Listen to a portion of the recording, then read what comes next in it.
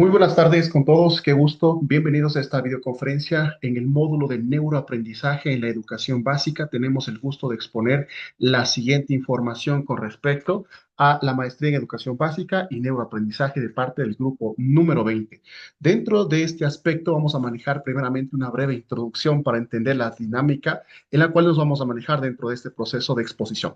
Entendiendo primeramente que el neuroaprendizaje se ha consolidado como una herramienta fundamental para comprender cómo los estudiantes procesan, retienen y aplican la información dentro del entorno escolar. Esta perspectiva integra conocimientos de la neurociencia, la psicología y la pedagogía para explicar de qué manera el cerebro cambia, se adapta y responde a los estímulos de aprendizaje. Dentro de este trabajo de exposición se aborda aspectos esenciales del desarrollo cerebral, desde la plasticidad que permite transformar conexiones neuronales hasta la función de las neuronas espejo, el desarrollo del cerebro infantil y adolescente y la importancia de entender los procesos neurológicos para intervenir de manera efectiva en el aula. Así que bienvenidos a todos, gracias por estar aquí presentes. Damos inicios a este proceso de capacitación y bienvenidos. A continuación, arrancamos con la plasticidad cerebral. La sala es toda suya. Muchas gracias. Gracias, compañero. Mi nombre es Andrea Chiguano y hoy les hablaré sobre la plasticidad cerebral y las neuronas espejo. Nuestro cerebro puede cambiar según lo que aprendemos, gracias a la plasticidad, e incluso podemos aprender imitando a otros, gracias a las neuronas espejo. ¿Qué es la plasticidad cerebral? La base científica de la plasticidad cerebral nace de la neurociencia moderna y está respaldada por investigaciones como las de Donald Hebb, quien explicó que las neuronas que se activan juntas se conectan. Esto significa que cada vez que repetimos una acción, los circuitos neuronales se fortalecen, creando rutas más eficientes. Esa es la esencia de la plasticidad cerebral. El cerebro se va modificando según con nuestras experiencias. Además, estudios en neuroimagen han demostrado que el cerebro no es fijo, ni está terminado al nacer, sino que cambia a lo largo de la vida.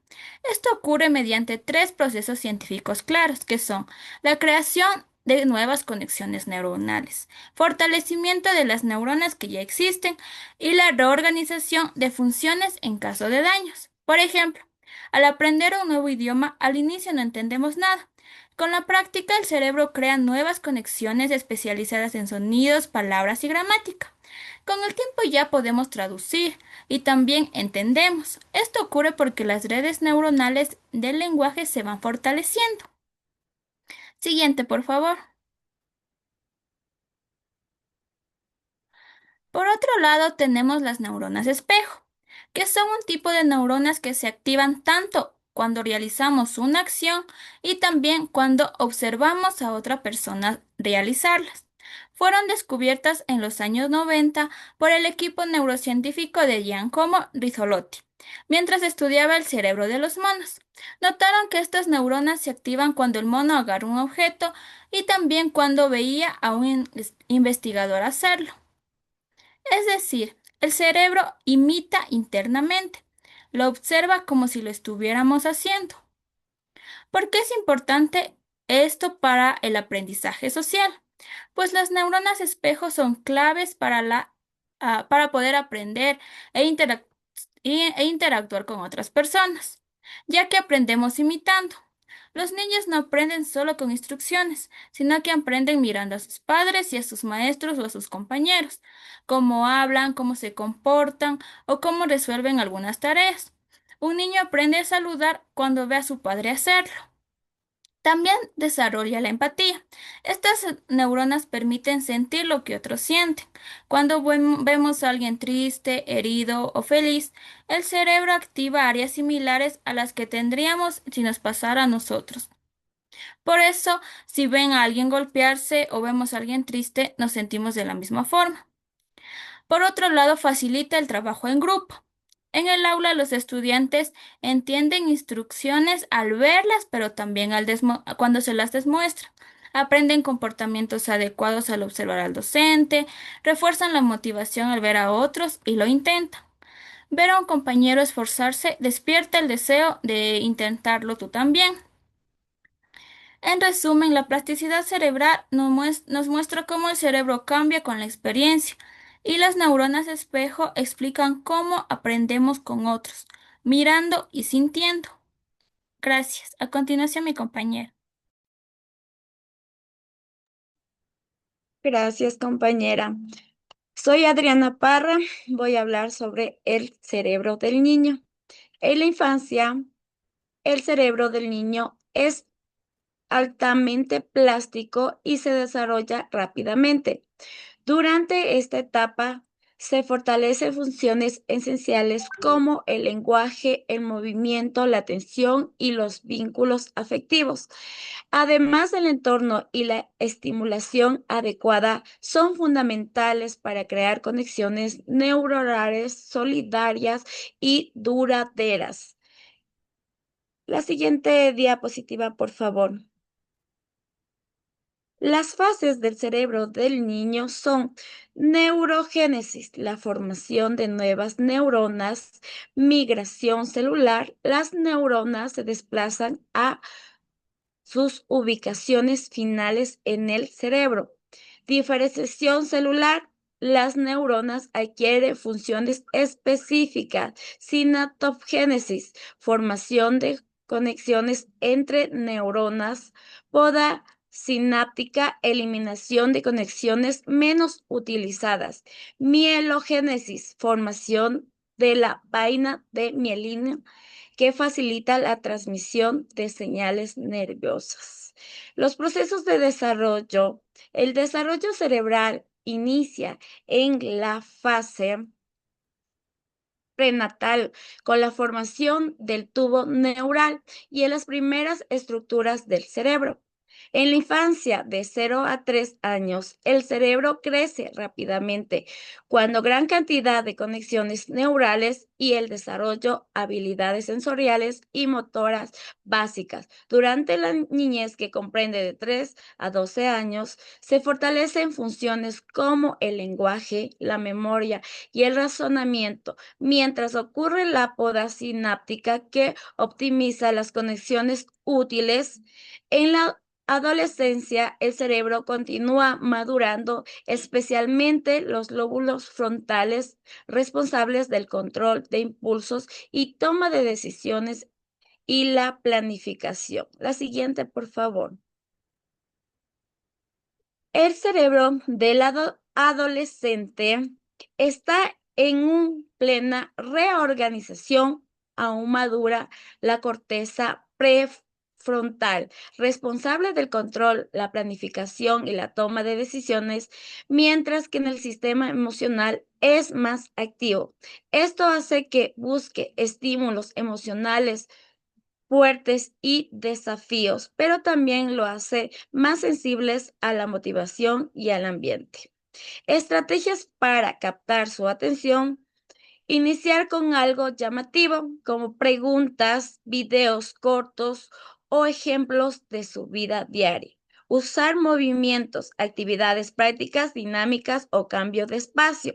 Variedad de estímulos, imágenes, colores, juegos, ejercicios breves. Conectar con sus intereses, tecnología, música, temas actuales. Plantear retos breves, desafíos, misiones o tiempos límite. Dar protagonismo, permitir que participen, opinen y decidan. Las estrategias para mantener su atención: explicaciones cortas y claras, alternar actividades cada 10 a 15 minutos, uso de preguntas que activen el pensamiento, trabajo en equipo y debates breves, refuerzos positivos inmediatos, ambiente con normas claras y cercanía emocional. Gracias. A continuación, mi compañera.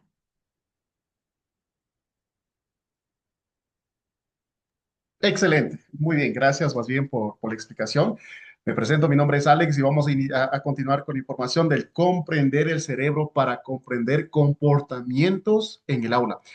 Bueno, hay que entender que primeramente el comprender el funcionamiento del cerebro es un paso clave para interpretar la forma adecuada sobre los comportamientos que emergen sobre el aula.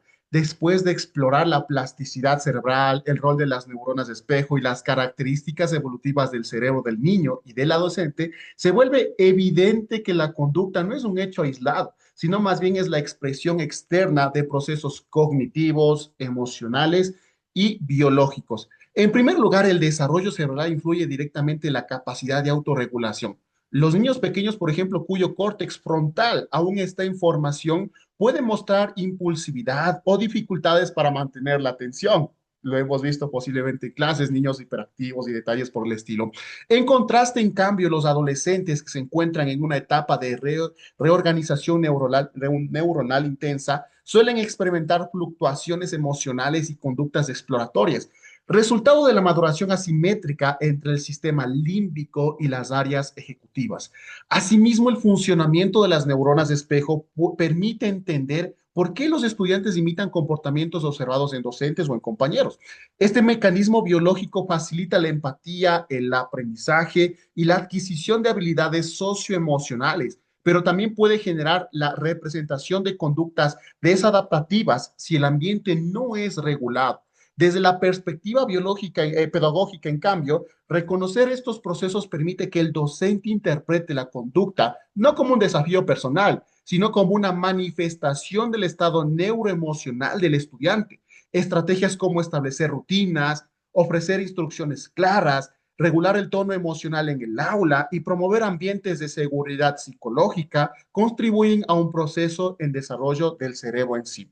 En síntesis, comprender el cerebro es comprender al estudiante. Cuando la educación se fundamenta en la neurociencia, se facilita la toma de decisiones didácticas más coherentes, empáticas y efectivas, permitiendo que cada niño y adolescente desarrolle su máximo potencial. Muchas gracias. A continuación, mi compañera igualmente. Buenas noches, mucho gusto. Mi nombre es Jessica Bisbicus. En este momento les voy a hablar sobre las áreas del desarrollo. Como ya vimos de la anterior presentación de mis compañeros, hablaron mucho de la estructura del cerebro. Sin embargo, esta está muy relacionada también con las áreas del desarrollo. ¿Qué implica? Primero tenemos el área motora. ¿Qué implica esto? Implica lo que son movimientos, tanto gruesos como finos. Gruesos es saber que el niño puede saltar, correr, nadar, entre otros aspectos, mientras que finos implica que el niño tiene autonomía de realizar tareas escolares, es decir, implica mucho en el proceso lectoescritor. De ahí tenemos otra área que es la psicomotriz.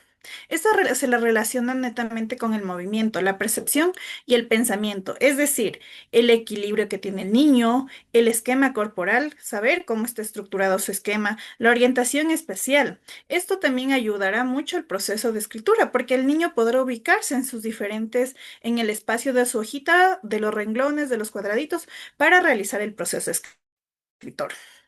También tenemos el área de desarrollo psicosocial, que implica las emociones, las relaciones, habilidades sociales que influyen en la convivencia y en la autoestima. Esto es lo que un niño debe ir desarrollando comúnmente para llegar a un proceso adaptativo adecuado dentro del aula de clases o su entorno. Cabe mencionar que no todos estos niños logran desarrollar adecuadamente el área psicosocial. Un ejemplo de ello tenemos los niños con autismo. El niño con autismo va a tener muchas dificultades para adaptarse, establecer relaciones, entablar una conversación con los demás compañeros, dado que estas habilidades por su condición se ven minimizadas o reducidas de cierta forma. Entonces es muy importante que se brinde el apoyo del docente en este aspecto. También tenemos el área intelectual. ¿Qué implica el área intelectual? Son procesos cognitivos donde están involucrados la memoria, la atención, razonamiento, lenguaje, el comprender y resolver problemas. Es decir, si un niño tiene dificultades con su memoria, va a presentar dificultades en el aprendizaje, porque hay cosas que se deben aprender memorísticamente, sobre todo en los primeros años escolares. También si su atención, como lo mencionaron, si yo tengo una atención dispersa, no voy a poder comprender o captar lo que me están dando en clases. Si mi razonamiento se ve afectado, también se ve afectado mi proceso de comprensión de los aprendizajes. Al igual que si tengo dificultades de lenguaje, ¿cómo me expreso adecuadamente? ¿Cómo transmito lo que quiero decir? Porque en muchos casos se suele dar que si un niño tiene problemas de lenguaje, escribe como yo pronuncio las cosas o como yo las leo. Entonces, eso es importante brindar este apoyo para seguir trabajando en las áreas cognitivas del estudiante y que pueda él desarrollar todo su potencial. Por eso es importante que el padre pueda estimularle con pequeñas actividades desde muy pequeño en casa al estudiante. Siguiente, por favor. De ahí tenemos los trastornos del aprendizaje. Aquí encontramos tres principales, que son los intelectuales. Son dificultades significativas en el razonamiento, la resolución de los problemas y los aprendizajes académicos. Esto, como lo vimos, se va a ver afectado la memoria, el razonamiento, atención, lo cual va a generar un trastorno intelectual. De ahí tenemos los específicos de aprendizaje. Estos trastornos específicos de aprendizaje nos está hablando de la dislexia, discalculia, disgrafía, que afectan a las habilidades de lectura, escritura y cálculo.